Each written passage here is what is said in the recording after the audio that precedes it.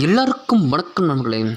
பல வருடங்களுக்கு முன் காமராஜர் ஆட்சி முடிஞ்ச திமுக ஆட்சி வந்தபோது இந்தியா முழுவதும் தீயா பற்றி எரியும் பொழுது தமிழ்நாடு மட்டும் நடுவில் கற்பூரமாக இருந்து என்ன செய்ய முடியும் அப்படின்னு மறைந்த மதிப்பிற்குரிய முதலமைச்சர் கருணாநிதி அவர்கள் சாராயத்தை கொண்டு வந்தார். ஆனால் இப்போது கருணாபுரம் என்கிற கிராமமே தீப்பற்றி எரிகிறது. கருணாநிதி அவர்கள் கொண்டு வந்த சாராயத்தால் கருணாபுரம் பற்றி எரிகிறது. அப்படியே நம்ம கள்ளச்சாராயம் முடிஞ்சு சட்டசபையில் எடப்பாடி பழனிசாமி அவர்கள் கருப்பு சட்டை போட்டு போராட்டம் பண்ணார். உடனே ஸ்டாலின் அவர்கள் பழனிசாமி அவர்களுக்கு ஃபோன் பண்ணி பேசுகிறார். ஒரு கற்பனை தான் அது. ஹலோ மிஸ்டர் பழனிசாமி, நீங்கள் என்ன திடீர்னு கருப்பு சட்டையெல்லாம் சட்டசபைக்கு போட்டு வந்துட்டு அது தரையில் அமர்ந்து தர்ணா பண்ணி சட்டசபையில் பயங்கர ஆர்ப்பாட்டம் பண்ணிட்டீங்க. நீங்கள் இந்த மாதிரி பண்ணுவீங்கன்னு எதிர்பார்க்கவே இல்லை. ஏன் இப்படி உணர்ச்சி வசப்பட்டீங்க? பதிலுக்கு எதிர்முனையிலிருந்து பழனிசாமி அவர்கள் சொல்கிறாருங்க, உங்களுக்கு என்னங்க 40-40 ஜெயிச்சிட்டிங்க. பிஜேபி தமிழ்நாட்டில் வளரக்கூடாதுன்னு நானும் நீங்களும் போட்ட பிளான். அதனால் நான் பிஜேபி கூட கூட்டணி போடாமல் தனியாக நின்று நீங்கள் 40-40 ஜெயிக்கிறதுக்கு மறைமுகமாக ஹெல்ப் பண்ணேன். இதை சாதாரண பொதுமக்கள் கூட தெரிஞ்சுக்கிட்டாங்க.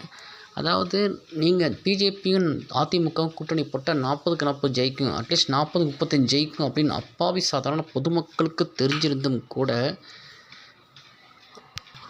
நான் பிஜேபி கூட கூட்டணி போடாமல் தனியாக நின்று நீங்கள் ஜெயிக்கிறதுக்கு உதவி பண்ணேன்.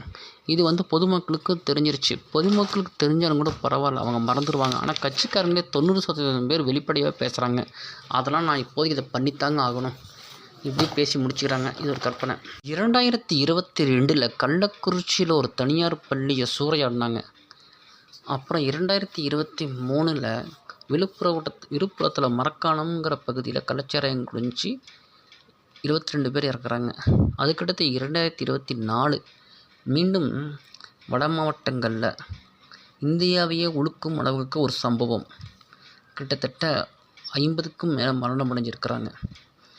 கடந்த 3 வருஷமாக திமுக தமிழ்நாட்டுக்கு தந்த சிறப்பான ஆட்சி, அருமையான ஆட்சிக்காக தமிழக மக்கள் 40க்கு 40ங்கிற வெற்றியை பரிசாக கொடுத்தாங்க. ஆனால் அவங்க ஆட்சியாளர்களின் அலட்சியத்தால் 40க்கு 40 பேர் அல்ல, 40க்கு 50 பேரோட மரணத்தை தான் தமிழக மக்களுக்கு பரிசாக தந்திருக்கிறாங்க.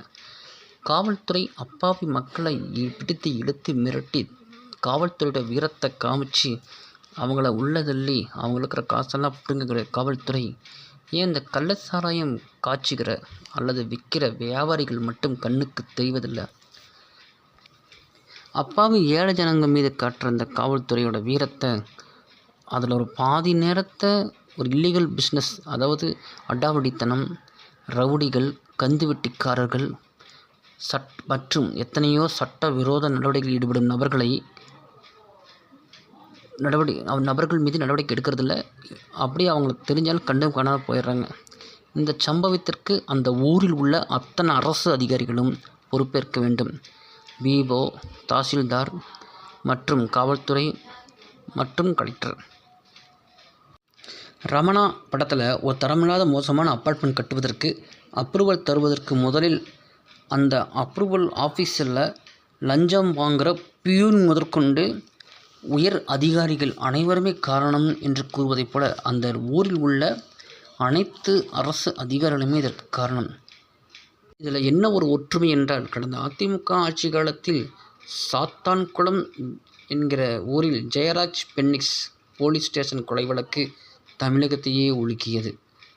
அந்த ஊர் பெயர் சாத்தான் என்பதற்கு ஏற்றாற்போல அந்த சம்பவம் இருந்தது.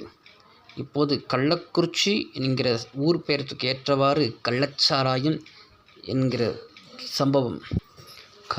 மதிப்பிற்குரிய கருணாநிதி அவர்களின் மகன் நடத்தும் ஆட்சியில் கருணாபுரம் என்கிற ஊரில் பலர் மரணம். அப்புறம் கண்ணுக்குட்டி விற்ற கள்ளச்சாராயத்தால் மரணம். இந்த 4மே ஒரே எழுத்தில் கா என்கிற எழுத்தில் ஆரம்பிக்கிற வார்த்தையாகவே இருக்கிறது. இப்போது சமீபத்தில் அமெரிக்கா தமிழ்ச்சங்கம் நடத்தக்கூடிய பொன்விழா ஆண்டில் நம்ம இசைஞானி இளையராஜா அவர்கள் இசை கச்சேரி நடத்தினார். ரஜினிகாந்த் அவர்கள் காணொலி வாயிலாக இங்கிருந்தே வாழ்த்து கூறினார். அப்போது அவர் கூறியதாவது, தமிழர்களின் திறமை என்பது மிகப்பெரிய சாதனை கொண்டது. நான் அம்பானி, அதானி, ரத்தன் டாட்டா இவர்களின் வீட்டிற்கு சென்று விருந்து சாப்பிடும் வாய்ப்பு எனக்கு கிடைத்தது. அப்போது விருந்து சாப்பிட்டு விட்டு அவர்களுடன் பேசிக்கொண்டிருக்கையில் அவர்களின் பிஏக்கள் எல்லாமே பிஏக்கள் மற்றும் பர்சனல் செக்ரட்டரி எல்லாருமே மற்றும் முக்கியமான பதவியில் உள்ள அத்தனை பேருமே தமிழர்கள். ஏன் தமிழர்களாக வைத்தீர்கள் என்று நான் கேட்டதற்கு அதுக்கு என்ன ஸ்பெஷல் என்று கேட்டேன். அதற்கு அந்த மிகப்பெரிய ஜாம்பவான்களெல்லாம் கூறிய ஒரே பதில், ஒரே வார்த்தை, இவர்கள் அயராது பாடுபடக்கூடியவர்கள், அயராமல் உழைக்கக்கூடியவர்கள். இவர்களின் அறிவுக்கூர்மை வியத்தக்கக்கூடிய வகையில் மிகப்பெரிய அறிவுக்கூர்மையாக இருக்கிறது. அப்படி இந்தியாவில் மட்டுமல்ல, கூகுள், அமேசான் மற்றும் வெளிநாடுகளின் பெரிய பெரிய நிறுவனங்களின் சிஓக்கள், அது மட்டுமல்லாமல் நம் தமிழராக ஏகப்பட்ட உயர்ந்த உலகில் உள்ள அத்தனை நாடுகளிலும் உள்ள உயர்ந்த பதவியில் இருப்பவர்களெல்லாம் தமிழர்கள். அமெரிக்காவில் துணை அதிபராக கமலா ஹாரிஸ் அவர்கள் இருக்கிறார். அது மட்டுமின்றி பல நாடுகளில்